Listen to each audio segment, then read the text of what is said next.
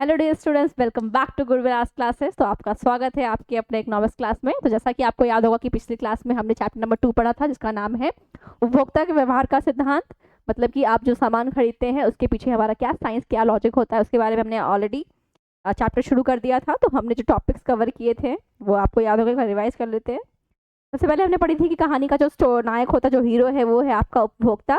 तो हमने पढ़ा था कि उपभोक्ता कौन है, फिर बाजार क्या होता है, फिर वो व्यक्ति कैसे अपनी आवश्यकताओं को जो जो भी चॉइसेस होती है उनके बीच में चुनता है कि मुझे किस चीज़ को खरीदना है, कौन सी चीज़ ज़रूरी है। ये सब हमने पढ़ लिया था। उसके बाद का है उपभोक्ता का क्या लक्ष्य होता है, उपयोगिता यूटिलिटी क्या होती है, ठीक है। फिर इसको मापने के दो दृष्टिकोण भी होते हैं, इसको बोलते हैं कार्डिनल और ऑर्डिनल यूटिलिटी। ये भी हमने ऑलरेडी डिस्कस कर लिया है। उसके बाद हमने पढ़ा है कि उपयोगिता को समझना कि कुल और सीमांत उपयोगिता क्या होती है, जिसको ये बोलते हैं टोटल यूटिलिटी और मार्जिनल यूटिलिटी। तो हमने शायद पिछली क्लास में यहाँ तक पढ़ लिया था, और मैंने आपको ये भी समझा दिया था कि टोटल यूटिलिटी जब बढ़ती है तो मार्जिनल यूटिलिटी घटती है। एक टाइम ऐसा आता है जब टोटल यूटिलिटी क्या होती है, मैक्सिमम होती है, तो मार्जिनल यूटिलिटी 0 हो जाती है। बट अगर इसके बाद भी हम कुछ यूनिट्स का कंजम्पशन करते हैं, कुछ खरीदते हैं, तो टोटल यूटिलिटी क्या होती है, कम होती जाती है, और मार्जिनल यूटिलिटी नेगेटिव हो जाती है, ठीक है।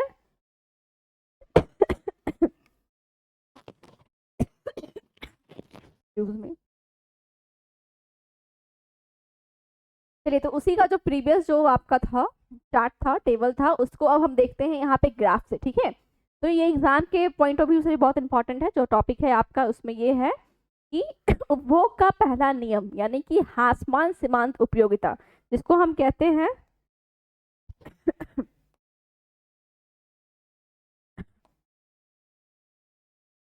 जिसको हम बोलते हैं law of diminishing marginal utility, ठीक है। क्या बोलते हैं इसको? Law of diminishing marginal utility. मेरी राइटिंग थोड़ी ठीक नहीं है, आप देख लीजिएगा, ठीक है। तो ये है। अब ये नियम क्या कहता है, थोड़ा सा इसको देख लेते हैं। ग्राफ आपको ऑलरेडी वहां पे टेबल जो है वो आपको याद है, जो हमने पीछे देखा था अभी, ठीक है। तो यहाँ पे देखो आप कि उपभोग की इकाइयाँ, मान लो कि मैंने खाया है और रोटी खाई है, ठीक है, मैंने रोटी खाई है। तो एक रोटी खाई तो मुझे क्या मिल रहा है, 12, एक यूनिट हमारा कंजम्पशन हुआ है, तो मुझे 12 यूटिल्स का, उपयोगिता को हम यूटिल्स में मेजर करती है, मैंने आपको ऑलरेडी बता दिया, ठीक है। तो 12 यूटिल्स का मुझे सेटिस्फैक्शन मिल रहा है, ठीक है। तो यहाँ पे अभी बढ़ रही है। देन अगर मैंने दूसरी रोटी खाई तो मेरी यूटिलिटी क्या हो गई, दूसरे यूनिट पे 6 यूटिल्स की मुझे संतुष्टि मिल रही है, ठीक है। पर ये मेरा जो है देखो, आप देखो यहाँ पे ध्यान दो, ये जो है ना ब्लू वाला, ये आपका टोटल यूटिलिटी का है, और ये आपका मार्जिनल यूटिलिटी का कर्व है, ठीक है। यहाँ पे ध्यान दो, जो दूसरा यूनिट कंजम्पशन किया मैंने, पहले यूनिट में 12 है, और दूसरे यूनिट जब कंजम्पशन किया तो मेरे को टोटल यूटिलिटी कितनी है, 18 हो रही है। और यहाँ पे जो मार्जिनल यूटिलिटी वो क्या हो रही है, 6 हो रही है, क्योंकि मेरी भूख कम हो रही है, तो मार्जिनल यूटिलिटी क्या होगी, धीरे धीरे कम होगी।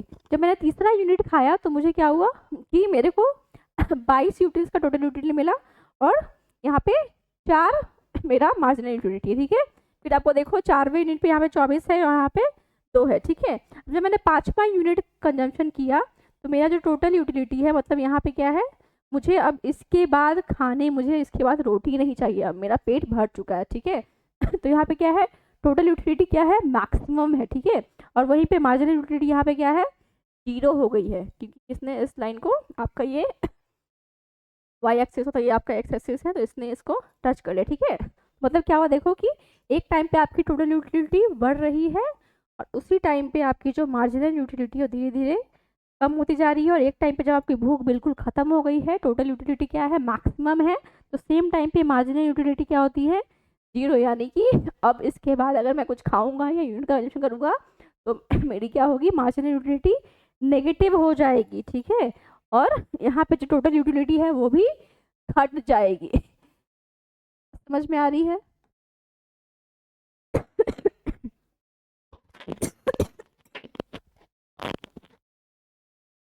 आप एक बार ग्राफ को फिर से देखिए, आपको यहाँ पे समझ में आ रहा है कि यहाँ पे एक बार देखो, यहाँ लिखा हुआ भी है, जब तक टीयू यानी कि टोटल यूटिलिटी बढ़ती है, एमयू आपका पॉजिटिव रहता है, सकारात्मक। ठीक है। यहाँ पे आप देखो टीयू बढ़ रहा है तो ये भी क्या है, पॉजिटिव है। ठीक है, एक मैक्सिमम टाइम आया जब आपका क्या है, टीयू आपका मैक्सिमम है, अधिकतम है, इससे ज़्यादा कंजम्पशन करेंगे तो कोई सेटिस्फैक्शन नहीं मिलेगा। ठीक है, यहाँ पे क्या है, आपका एमयू क्या हो गया है, 0 है। और जैसे ही आपका, अगर मेरी भूख खत्म हो गई फिर भी मैंने एक पराठा रोटी कुछ भी ले लिया है, तो उसको खाने के बाद मुझसे बड़ा लगेगा ना कि बहुत पेट भर गया, फिर भी खा रहे, नहीं खाने का मन हो रहा है, तो यहाँ पे क्या होगा, आपका टोटल यूटिलिटी घटने लगेगी। अगर टोटल यूटिलिटी घट रही है तो आपका एमयू जो है वो नेगेटिव हो जाएगा। बात समझ में आ रही है, कोई दिक्कत यहाँ तक में? एक बार फिर से ग्राफ को देख लीजिए।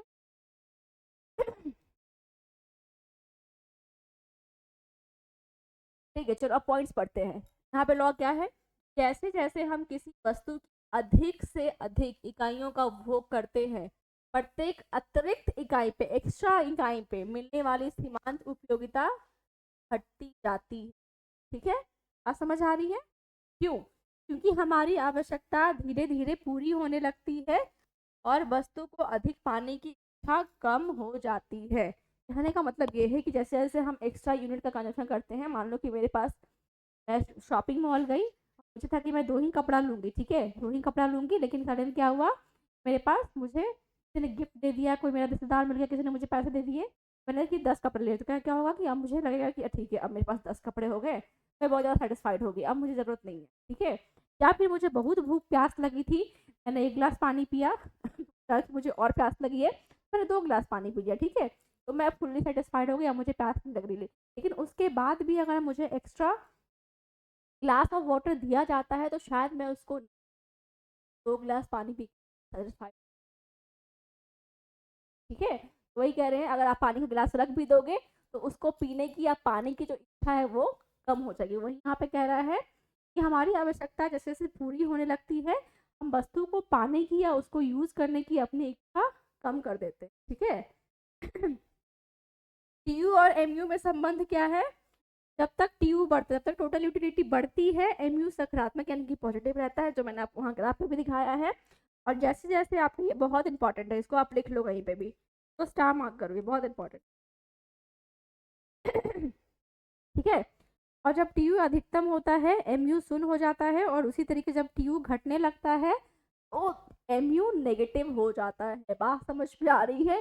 टीयू बढ़ रहा है क्योंकि आपको सेटिस्फैक्शन मिल रहा है, और उसी जैसे आपका टोटल यूटिलिटी बढ़ेगी, आपको उस वस्तु की आप उपभोग कर रहे हो, आपका क्या होगा, मार्जिनल यूटिलिटी पॉजिटिव रहेगा।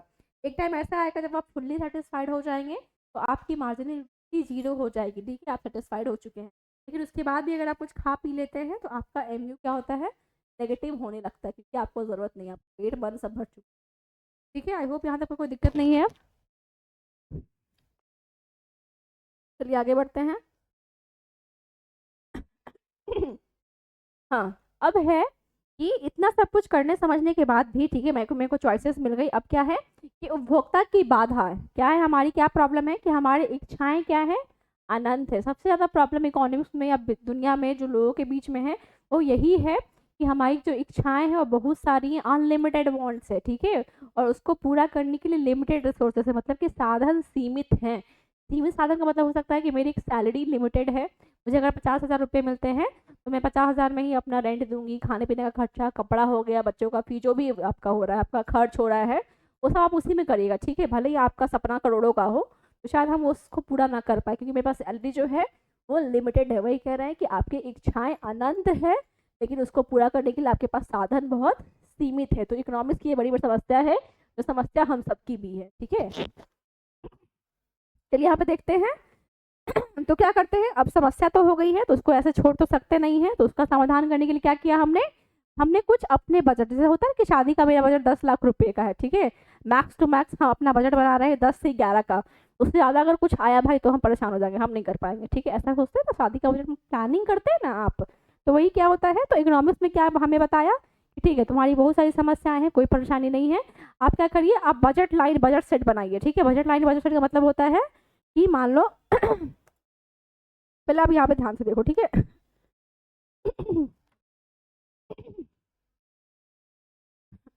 हाँ, तो यहाँ पे क्या है, तो हमें क्या बोला कि ठीक है आपके पास पैसा लिमिटेड है, मान लो कि मेरे पास 50,000 रुपया है, ठीक है, मेरे पास 50,000 रुपया ही है, तो मैं क्या करूंगी कि इसका बजट बना लूंगी, ठीक है, कि मेरे को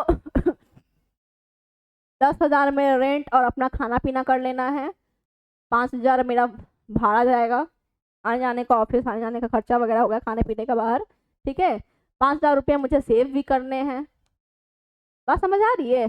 फिर मुझे क्या करना है, मैंने कोई लोन ले रखा है तो लोन रीपेमेंट भी करना है 5,000 मान लो। तो इस तरीके से क्या करते हैं, अपना हाँ बजट प्लान कर लेते हैं, ठीक है।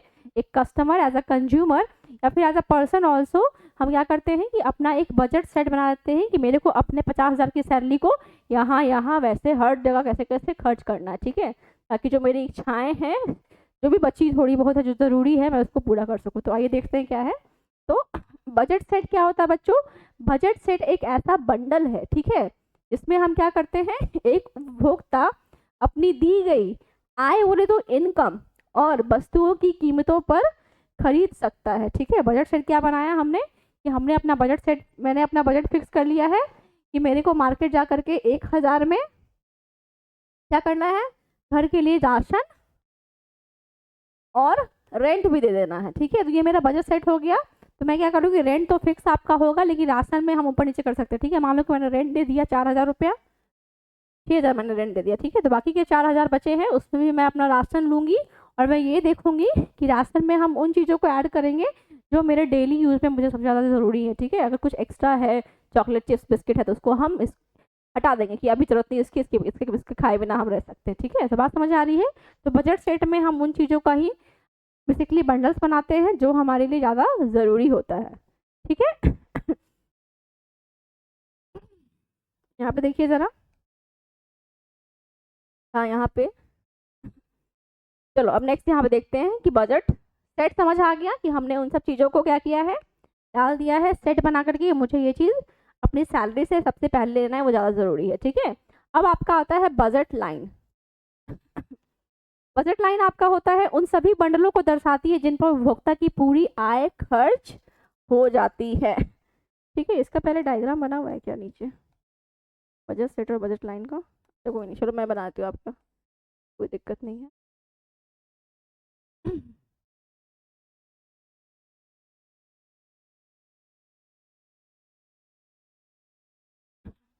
चलो मान लो कि मैंने एक बजट बनाया, अपना बजट सेट बना लिया, ऐसे करके बंडल्स बना लिए कि मुझे यहाँ पे ऐसे ऐसे खर्च करना है, ये ऐसे वगैरह की C1 C2 C3 मेरा तीनों बजट सेट है, ठीक है। मतलब कि अब इनमें से कोई भी कॉम्बिनेशन अगर मैं लूंगी तो मुझे उतनी ही सेटिस्फैक्शन मिलेगी, ठीक है। मान लो कि मेरे पास 10,000 रुपये थे, मैंने कॉम्बिनेशन बनाया, 6,000 मैं इस पर खर्च करूंगी, 3,000 इस पर करूंगी, 1,000 कहीं और अपने पास रख लेंगे, ठीक है। या फिर आप कर सकते हैं 5-5 हज़ार का सेट बना सकते हैं, या फिर आप 3 का 4 का और फिर 3 का सेट बना सकते हैं, जो आपकी इच्छा, जैसे आपको पैसे खर्च करने हो जहाँ ज़रूरत हो, ठीक है। तो बजट लाइन भी वही हो गया जहाँ पे आप और बजट लाइन क्या हो गया आप एग्जैक्टली हम अपनी पूरी सैलरी खर्च कर रहे हैं, वो हमारा बजट, मतलब कि मुझे समझ आ गया है कि मेरे को अपने पूरे पैसों को इस जगह पे खर्च करना है, सैलरी देना, मतलब रेंट देना है, घर का राशन लेना है, बच्चों की फी देनी है, वो सब करनी है, ठीक है। यह रेखा दर्शाती है कि एक वस्तु की अधिक मात्रा खरीदने के लिए दूसरी वस्तु की कितनी मात्रा छोड़नी होगी। ऑफकोर्स मैंने आपको कहा कि हम मेरी जो इच्छाएं हैं बहुत ज़्यादा ही अनंत है, तो मैं हर चीज़ को तो नहीं ले सकती हूँ।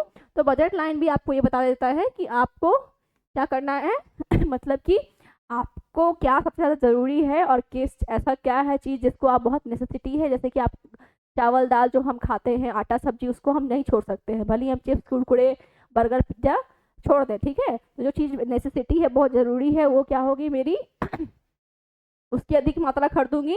और बर्गर पिज्ज़ा जो भी खाते हैं चीज़, वो सब क्या करेंगे, बाहर का खाना, वो सब हम क्या करेंगे, उसको हम छोड़ेंगे, क्योंकि वो उसके बिना तो हम रह सकते हैं, और डेली जो खाना खाते हैं चावल दाल सब्जी, ये सब बहुत ज़रूरी है, ठीक है।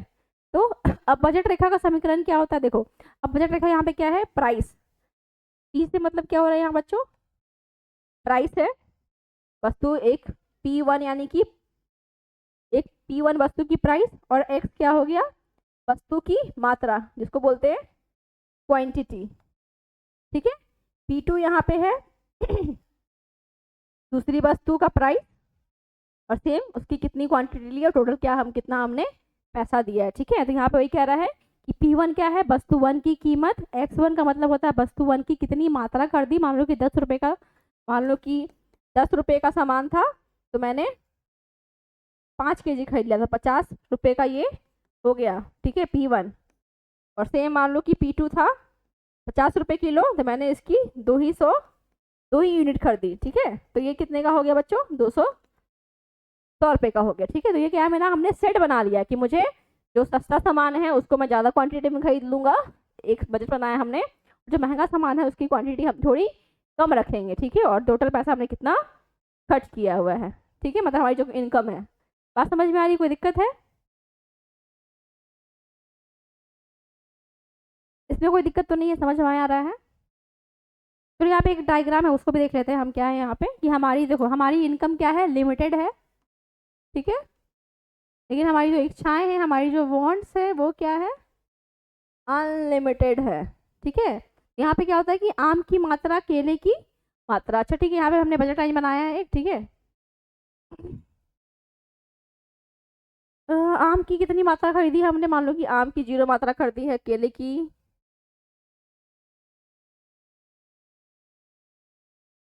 यहाँ पे एक एग्जाम्पल दिया गया है कि आम और केले में से मुझे, अगर मेरा फेवरेट फ्रूट आम है तो मैं उसकी क्या करूँगी, आम की ज़्यादा मात्रा खरीदूंगी और केले का कम खरीदूंगी, ठीक है। ऐसा हम क्या करेंगे, बजट अपना बना लेंगे, ठीक है। उस तरीके से हम फिर चीज़ों को अपने आवश्यकता के अनुसार, अपनी इच्छा के अनुसार खरीद सकते हैं। चलिए आगे बढ़ते हैं।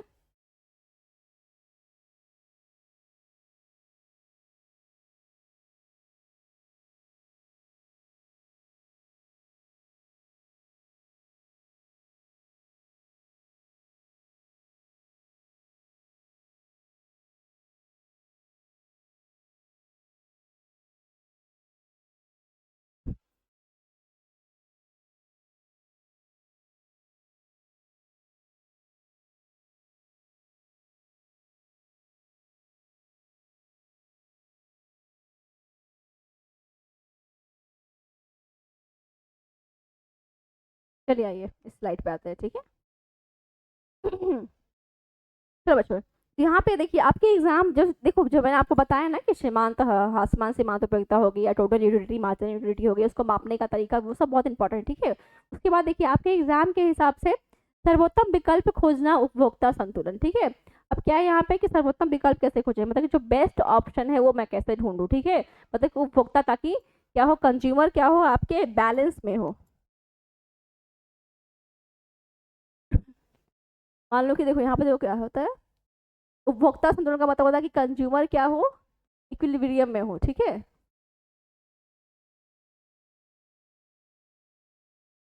मतलब कि देखो, as a human being, as a person, अगर हम कभी सामान लेते हैं या बाहर जाते हैं, मार्केट में कभी भी जाते हैं, तो हम ये सोचते हैं कि मैंने जितने भी पैसे दिए हैं उससे मुझे क्या हो, मैक्सिमम सेटिस्फैक्शन मिले, या फिर मेरा बजट जो है वो बैलेंस रहे, हिले नहीं, ठीक है। तो यहाँ पे ये इस टॉपिक में ये पढ़ना है कि जो कंज्यूमर्स है, जो सर्वोत्तम विकल्प खोजना है, मतलब कि एज अ उपभोक्ता, एज अ कंज्यूमर, ऐसा क्या है, कैसे मैं अपनी चीज़ों को, अपने पैसों को खर्च करूँ, या क्या क्या सामान लूँ जिससे मुझे मैक्सिमम सेटिस्फैक्शन मिले या अधिकतम संतुष्टि मिले, ठीक है। तो आइए देखते हैं। तो उपभोक्ता संतुलन क्या होता है, सबसे पहले तो यह वो स्थिति है जहां उपभोक्ता अपनी सीमित आय से अधिकतम संतुष्टि प्राप्त करता है। मतलब कि यह एक ऐसा फेज है या फिर ऐसा माइंड सेट है जहाँ पे मुझे लगता है कि ठीक है, मैंने 100 रुपये खर्च करके बराबर से सारा सामान, अपनी जरूरत की चीज़ें ले लिए, ठीक है। दूसरा क्या आता है, इस स्थिति में वो अपने खर्च करने के तरीके में कोई बदलाव नहीं करना चाहता है, ठीक है। मान लो कि और जो उपभोक्ता संतुलन है वो एक ऐसी स्थिति है, फिर एक ऐसा माइंड सेट है, या फिर ऐसा एक फेज है जहाँ पे हम चाहते हैं कि मैं, अगर मुझे 100 रुपये खर्च करके मुझे प्रॉपर संतुष्टि मिल रही है, तो मैं उसी फेज में उसी को मेंटेन करना चाहूँगा। उसी को बोलते हैं उपभोक्ता संतुलन या बैलेंस या इक्विलिब्रियम, ठीक है। जहाँ पे उपभोक्ता को लगता है कि हाँ, अब मैं अपने 100 रुपये इसी तरीके से इसी चीज़ों पे खर्च करूँगा क्योंकि मुझे मैक्सिमम संतुष्टि मिल रही है, ठीक है। तो एक स्थिति होती है, ठीक है। देखो, अब हम ये कैसे समझेंगे या हम कैसे जानेंगे कि मुझे इन्हीं चीज़ों को खरीद के मैक्सिमम संतुष्टि मिल रही है। तो उसका भी एक तरीका होता है जिसको बोलते हैं यूटिलिटी एनालिसिस, उपयोगिता विश्लेषण करने की, ठीक है। इसमें क्या होता है कि एक वस्तु की स्थिति में, जैसे कि MU, मार्जिनल यूटिलिटी, मान लो यहाँ पे क्या है कि वस्तु की सीमांत उपयोगिता इज इक्वल टू वस्तु की कीमत, ठीक है। अगर मान लो कि मैंने एक ही वस्तु खरीदी है 100 रुपये खर्च करके, तो मुझे क्या हो रहा है, जितना मैंने उस पर पैसा दिया है मुझे उससे उतनी अच्छी संतुष्टि, प्रॉपर संतुष्ट हम हो रहे हैं उस सामान को खरीद के, ठीक है। मान लो कि मेरे पास अब 2 वस्तु आ गई, ठीक है, मतलब मेरे को अब 100 रुपये में मैंने पहले एक सामान खरीदा तो मुझे अच्छी संतुष्टि मिल रही थी, ठीक है, लेकिन अब मुझे लगता है कि 100 रुपये को हम प्रॉपर बस एक सामान में खर्च नहीं कर सकते हैं। तो अब क्या करेंगे, जब हम 2 वस्तु लेंगे 100 रुपये में, तो हम ये देखेंगे कि जो पहला वाला जो गुड्स है उस पर मुझे कितनी संतुष्टि मिल रही है, और दूसरा वाला जो गुड है, दूसरा वाला जो सामान मैंने लिया है, कुछ भी मैंने लिया है, तो उससे भी मुझे बराबर ही संतुष्टि मिलनी चाहिए, तभी मैं दोनों सामान को उसी पैसे में खरीदूंगा, वरना नहीं खरीदेंगे। बात समझ में आ रही है? संतुष्टि का यहाँ पे लेवल बहुत ज़रूरी है, ठीक है। तो अगर हम 100 रुपया खर्च करके एक सामान ले रहे हैं तो उतनी संतुष्टि मिल रही है। अगर वही सेम 100 रुपया खर्च करके अगर हम 2 सामान भी ले रहे हैं तो दोनों का बैलेंस बराबर होना चाहिए, ठीक है, कम ऊपर नीचे नहीं होगा, ठीक है। यहाँ पे एक और आपका है बच्चों, जिसको बोलते हैं उदासीनता वर्ग विश्लेषण, जिसको कहते हैं इंडिफरेंसेस कर्व एनालिसिस, ठीक है। यह जो कर्व है, एक इंडिफरेंसेस कर्व होता है इस टाइप से, ठीक है। क्या है होता है, यह होता है, यह बताता है कि जहाँ संतुलन होता है, मतलब जहाँ हमको मैक्सिमम बैलेंस या संतुष्टि मिल रही है, या जहाँ बजट रेखा उच्चतम संभव उदासीनता वक्र को स्पर्श करती है, ठीक है। आगे इसको देखो, पहले यहाँ पे थ्योरी बताने से इतना समझना है, ठीक है। चलिए आप इसको देखिए, देखो बात समझ में आ रही है कि मैं उन्हीं चीज़ों को खरीदूंगी जो मैं बार बार कह रही हूँ, जिससे मुझे मैक्सिमम सेटिस्फैक्शन मिलती है, ठीक है। तो अब यहाँ पे क्या है, एक इंडिफरेंसेस कर्व, इसको बोलते हैं हम आईसी कर्व, ये बहुत इंपॉर्टेंट होता है देखना।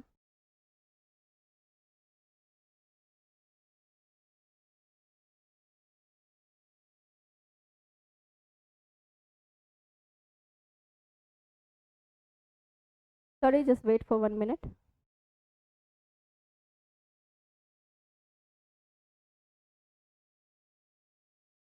एक मिनट बच्चों, कोई दिक्कत नहीं है, थोड़ा सा वो हो गया।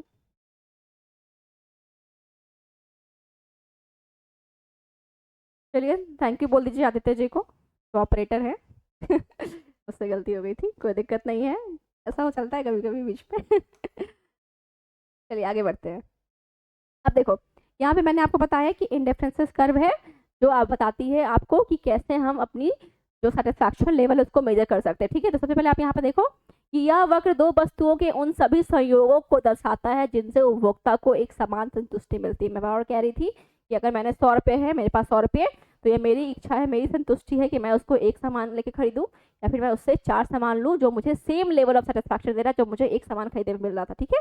तो आप यहाँ पे देखिए कि यह जो वक्र है या जो कर्व है वो उन सभी संयोगों कॉम्बिनेशन को दिखाता है जिनसे उपभोक्ता को एक समान संतुष्टि मिलती है। यहाँ पे एग्जाम्पल देखो, ये डायग्राम है, ठीक है, ये इंडिफरेंसेस, ये आईसी कर्व है। कौन सा कर्व है? आईसी कर्व है। यहाँ पे एक सामान है, मान लो कि फर्स्ट गुड है, सेम लेवल ऑफ सेटिस्फैक्शन दे रहा है। दूसरा सामान है, सेकेंड गुड है, वो भी मेरे को सेम लेवल ऑफ सेटिस्फैक्शन दे रहा है। और थर्ड गुड है, वो भी मेरे को सेम लेवल ऑफ सेटिस्फैक्शन दे रहा है। तो अभी मेरी इच्छा पर डिपेंड करता है कि मैं इस सामान को लूँ, इसको लूँ या इसको लूँ, ठीक है। बात समझ में आ रही है?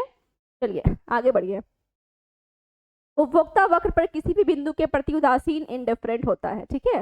मतलब क्या बोल रहे हैं, ऐसा मतलब नहीं है कि यहाँ पे ये सामान खरीदेंगे तो उसको संतुष्टि नहीं मिलेगी, मिलेगी बिल्कुल। आम लेगा, उसको आम पसंद है तो यहाँ भी आम खा सकता है।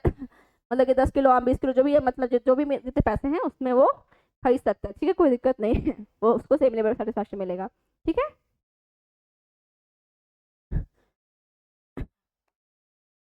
चलिए यहाँ पे देखते हैं अभी परीक्षा विशेष में क्या है, उदासीनता वक्र की विशेषताएं अब क्या होती हैं वो देख लेते हैं। बट यहाँ पे एक चीज और, एक डायग्राम और है जिसमें आप देख लो, ये आईसी कर्व नंबर 1 है। तो यहाँ पे जो मुझे सेटिस्फैक्शन मिल रही थी वो कम थी, ठीक है। जैसे ही मैंने इस कॉम्बिनेशन को चूज किया IC2, यहाँ पे सेटिस्फैक्शन क्या हो रहा है, धीरे धीरे वो बढ़ रहा है। और IC3 में मेरा सेटिस्फैक्शन बहुत ज़्यादा है, ठीक है। मतलब कि अगर मैं इसको चुनती हूँ तो मुझे कम सेटिस्फैक्शन मिलेगा, अगर मैं इस पे चुनती हूँ तो इससे थोड़ा ज़्यादा मिलेगा, और इसको चुनूंगी तो मुझे सबसे ज़्यादा सेटिस्फैक्शन मैक्सिमम। मतलब जो आईसी कर्व अगर इस तरफ से बढ़ रहा है आपके, ठीक है, लेफ्ट टू राइट हो रहा है, ये ऐसे बढ़ रहा है, तो आपको मैक्सिमम सेटिस्फैक्शन मिल रही है। बात समझ में आ रही है? आईसी कर्व इंपॉर्टेंट है, ये एग्जाम में आ सकता है, आप डायग्राम फिर से देख लेना, ठीक है। चलिए, और ये आपका कॉन्वेक्स टू ऑरिजिन होता है, ठीक है। कॉन्वेक्स और कॉनकेव पता है ना, उत्तल अवतल। तो वही है, ठीक है। अगर उस लेफ्ट टू राइट हो रहा है तो वो क्या हो रहा है, आपको मैक्सिमम सेटिस्फैक्शन दे रहा है, ठीक है। तो यह कर्व जो होता है ऊपर से नीचे दाएं और झुकता जाता है, देख रहे हो, झुका जा रहा है, झुका जा रहा है, दाएं की तरफ बढ़ रहा है, ठीक है। दूसरा क्या हो गया, या मूल बिंदु की ओर उत्तल होता है, वही जिसको मैंने कहा कि कॉन्वेक्स, ये मूल बिंदु है, इसकी क्या होता है, उत्तल, कॉन्वेक्स होता है, ठीक है। तीसरा क्या है, ऊंचा उदासीनता वक्र अधिक संतुष्टि, वही कह रहे हैं, जो सबसे ऊपर है ये आपको क्या दिखा रहा है, मैक्सिमम सेटिस्फैक्शन दिखा रहा है, ठीक है। चौथा क्या है, दो उदासीनता वक्र कभी एक दूसरे को काटते नहीं हैं, ये एक दूसरे को कभी भी नहीं काटेंगे, वो ऐसे ही बढ़ते जाएंगे आगे, ठीक है, क्योंकि आपको सेटिस्फैक्शन बढ़ रहा है, सेटिस्फैक्शन आपका कभी भी कम होके वापस पीछे नहीं आएगा और क्रॉस नहीं करेगा, वो क्या होगा, हमेशा आगे बढ़ता जाएगा, ठीक है।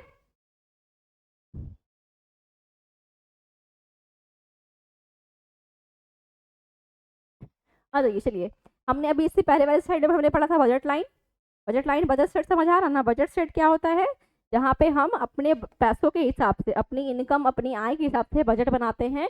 ये मेरे को 10,000 रुपये में अपना रेंट, राशन सब करना है, ठीक है, तो हमने एक बजट बना लिया कि 6,000 रुपये खर्च करूंगी, 4,000 रेंट पे खर्च करूंगी, ठीक है, तो वो क्या होता है, हमारा बजट सेट होता है। लेकिन अब बजट लाइन क्या है, तो उपभोक्ता कब संतुलन में होगा, जब उसका जो उसने बजट बनाया है और जो बजट पैसा उसके पास है, दोनों क्या करेंगे, मिल जाएंगे, बराबर होंगे, तभी उपभोक्ता संतुलन में होगा ना। तो वही यहाँ पे कह रहे हैं कि उपभोक्ता का संतुलन उस बिंदु पर होता है जहाँ बजट लाइन, बजट रेखा उच्चतम संभव उदासीनता इंडिफरेंसेस कर्व को टैंजेंट करती है, यानी कि टच करती है, बस इधर मैप में देखें अभी, क्योंकि इस बिंदु पर उपभोक्ता अपनी दी हुई आय में सबसे ज्यादा समान या सबसे ज्यादा संतुष्टि प्राप्त करता है, ठीक है। तो बजट सेट बनाया, फिर बजट लाइन ग्राफ में यहाँ देखेंगे, अभी रुक जाइए थोड़ा सा, और आईसी कर्व, ठीक है, जब दोनों एक दूसरे को टच करेंगे, ये मैक्सिमम सेटिस्फैक्शन दिखा ना मैंने पहले कि आईसी कर्व बढ़ रहा है आगे, तो मैक्सिमम सेटिस्फैक्शन हो रहा है, तो वही है यहाँ पे, ठीक है। और यहाँ पे सेम है वही, IC3 जो है वो क्या दिखा रहा है आपको, पहले ये बजट देख लेते हैं, फिर चल चल यहाँ पर देखते हैं, बजट लाइन देखते हैं, ठीक है। देखो आपका ये बजट है, ये आपका कर्व है, ये देखो, ये जो आपका बिंदु है जो है वो आपका क्या है, उपभोक्ता संतुलन है, क्योंकि ये आपके बजट लाइन को, ये आपका जो बजट लाइन है बच्चों, इसको आप देख लीजिए, ये आपका बजट लाइन है, मेरे पास इतना ही पैसा था और उसी पैसों में मैंने क्या किया है, अच्छे से सारा सामान वगैरह जो भी था मैंने खरीद लिया है। तो ये जो बिंदु है ये आपका मैक्सिमम सेटिस्फैक्शन को दिखा रहा है। अगर हम इससे कम, अगर हम इधर की तरफ जाते हैं तो ये क्या जाएगा, कम संतुष्टि मुझे मिलेगी, क्योंकि मैंने जितना पैसा खर्च किया मुझे उतनी संतुष्टि नहीं मिली, तो ये आपको क्या दिखा रहा है, कम संतुष्टि को दिखा रहा है। ये मेरा बजट लाइन, ये परफेक्ट है बिल्कुल, जितना मैंने पैसा खर्च किया मुझे उतनी संतुष्टि मिल रही है। अगर हम क्या करेंगे, अब हम इससे, अब मान लो कि मेरा बजट लाइन ये सेट किया है, उससे ज़्यादा खर्च हो गया, तो क्या मेरे को मिलेगा, उपभोक्ता क्या हो जाएगा, अनअटेंडेंट, ठीक है, उसने मतलब कि जो उसकी इच्छाएं थी वो पूरी ही नहीं हुई है, बजट लाइन से बाहर चला गया, बजट लाइन के, ये जो है ये बजट लाइन के अंदर है और ये बजट लाइन के बाहर ही है। तो सेटिस्फैक्शन कहाँ पे है, जहाँ पे ये दोनों बजट लाइन और आपका उपभोक्ता जो है आईसी जो है वो बैलेंस में है, ठीक है। तो ये आपका क्या हो गया, परफेक्ट है, वो संतुलन में, बैलेंस में उपभोक्ता। बात समझ आ रही है, यहाँ पे देखिए, आप पढ़िए जरा, इसको समझ आएगा कि इससे ऊंचे उदासीनता वक्र IC3 तक नहीं पहुंच सकता है, क्योंकि वह उसके बजट से बाहर है। वही मैं आपको कह रही हूँ, ये क्या है, ये आपका बजट से बाहर है, ये हमको मिल ही नहीं सकता है, ठीक है। मेरे पैसों से, जितना मेरे पास पैसा है उस हिसाब से वो सामान नहीं कर सकते। लेकिन और IC1 क्या है, ये जो है आपका क्या है, बजट से कम है, जो मेरा जितना मैंने पैसा खर्च किया है उस हिसाब से मुझे संतुष्टि नहीं मिली थी, मुझे बजट से क्या है वो कम है, ठीक है, नहीं रुकेगा, क्योंकि वह अपनी आय से और अधिक संतुष्टि प्राप्त नहीं कर सकता, ठीक है। मतलब कि यहाँ पे वो क्या है, कम सेटिस्फाइड है, वो अभी आगे बढ़ सकता है, ये कहना चाह रहे हैं। और IC2 जो है, IC2 जो है ये बिल्कुल बैलेंस है, बात समझ आ रही है, बैलेंस है, ठीक है, क्योंकि यहाँ पे उपभोक्ता प्रॉपर सेटिस्फाइड हो रहा है ना, उसको कम लग रहा है ना ज़्यादा लग रहा है, बराबर लग रहा है, ठीक है। कोई दिक्कत, बजट लाइन समझ आ रहा है, IC कर्व समझ आ गया है।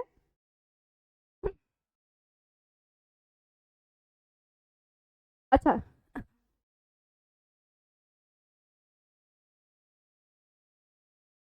ठीक है, चलिए, तो आज हमने जो पढ़ा है उसको एक बार जरा रिवाइज कर लेते, देखते हैं कि क्या क्या पढ़ा हमने।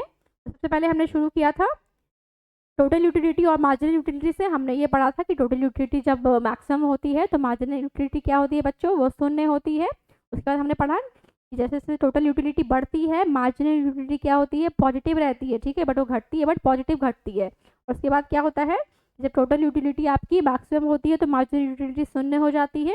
और उसके बाद भी जब टोटल यूटिलिटी मैक्सिमम हो गई है उसके बाद भी हम यूनिट्स का कंजम्पशन करते हैं, टोटल यूटिलिटी क्या होती है, घटने लगती है, और एमयू जो होता है वो नेगेटिव ऋणात्मक होने लगता है। तो उसके बाद अगर आप इकाइयों का उपभोग कर रहे हैं तो आपको सेटिस्फैक्शन नहीं मिल रहा है। उसके बाद हमने देखा कि हमारी जो इच्छाएं हैं वो अनंत हैं, और हमारे पास जो पैसा है, जो साधन है वो सीमित है। तो उसको भी, उस प्रॉब्लम का समाधान करने के लिए हमने क्या बनाया, हमने बजट सेट बनाया और बजट लाइन बनाया, ताकि इस लेवल पे आकर के उपभोक्ता या अपने पैसों के हिसाब से कि जिस लेवल पे जाकर उपभोक्ता मैक्सिमम सेटिस्फैक्शन प्राप्त कर सके, उस बजट लाइन को वो चुन लेते हैं, उस बजट सेट को वो चुन लेते हैं, ठीक है। तो हमने बजट सेट और बजट लाइन भी देखा आगे। बजट लाइन और बजट सेट में कंफ्यूज मत होना, सेट मतलब हो गया हमने बहुत सारा कॉम्बिनेशन बना लिया है, ठीक है, 4 ऑप्शन बना लिए, और फिर बजट लाइन पे गए, मतलब कि जितना मेरे पास पैसा था उस सेट के हिसाब से हमने चीज़ों को चुन लिया, ठीक है। फिर हमने पढ़ा इंडिफरेंसेस कर्व।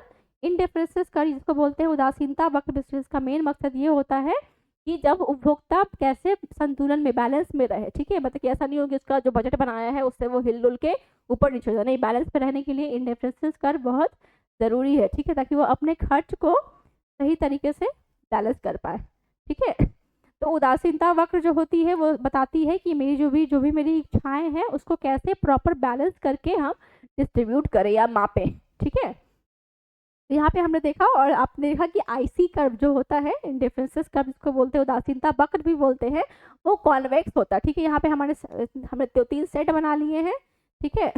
अब क्या हो रहा है हमारा, और ये जो एरो है आपको दिखा रहा है कि IC1 पे कम सेटिस्फैक्शन था, जब हमने IC2 चुना तो हमारा सेटिस्फैक्शन बढ़ा, और जब हमने IC3 पे गए तो हमारा सेटिस्फैक्शन क्या हो गया, मैक्सिमम हो गया। तो जो उदासीनता वक्र होती है वो आपके नीचे से लेफ्ट टू राइट आगे की तरफ बढ़ती है, ठीक है, और एक दूसरे को कभी इंटरसेक्ट नहीं करते, एक दूसरे को कभी भी ये काटेंगे या क्रॉस नहीं करेंगे, ये ध्यान रखिएगा, ठीक है, ना गड़बड़ हो जाएगी।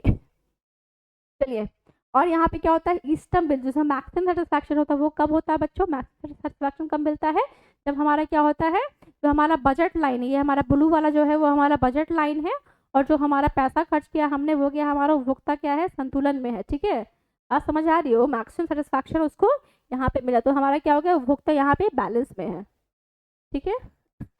थोड़ा आगे बढ़ते हैं। अच्छा, ये जो लॉ ऑफ डिमांड है ना, जैसे कि उपभोक्ता का निर्णय, मांग, डिमांड वगैरह है, बिलिंग एवं लॉ ऑफ डिमांड जो होता है, इसको हम नेक्स्ट क्लास में पढ़ेंगे, क्योंकि ये जो चैप्टर है, जो टॉपिक है, वो अपने आप में ही बहुत बड़ा है और बहुत इंपॉर्टेंट टॉपिक है। तो अब जो मैं बच्चों से रिक्वेस्ट करूँगी कि आप इस जो स्लाइड है पूरा उसको आप अच्छे से देखिए, पढ़िए उसको अच्छे से, बुक के साथ पढ़िए तो आपको बेहतर समझ आएगा। और जो भी ग्राफ है, बजट लाइन, बजट सेट हो गया आपका, QMU का कर्व हो गया, ग्राफ हो गया, उसको आप अच्छे से देखिए और समझिए, क्योंकि ये जितने भी टॉपिक है वो सारे बहुत ज़्यादा इंपॉर्टेंट है, ठीक है। तो आज की क्लास को हम यहीं पे ख़त्म करते हैं। Take care, bye bye, have a nice day, thank you.